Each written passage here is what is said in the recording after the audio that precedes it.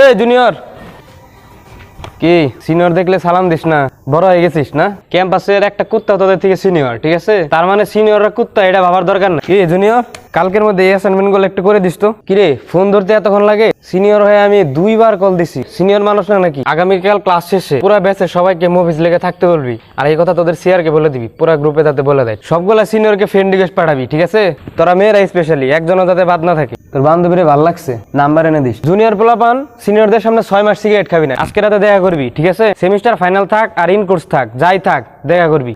সিনিয়রদের সিজি এবং আপুদের বয়স কখনো জিগাবি না। জুনিয়র পোলাপান করিডোরে দাঁড়াবি না, এখানে শুধু সিনিয়ররা দাঁড়াবে। সিনিয়রদের সামনে গ্লাস পরবি না, সিনিয়রদের সামনে চেন খোলা রাখবি না, শ্বাস নিবি না, মেয়েদের সাথে মিশবি না, ভাত খাবি না, ক্যাম্পাসে ফোনও টিপবি না। তাহলে ক্যাম্পাসে করবোটা কি?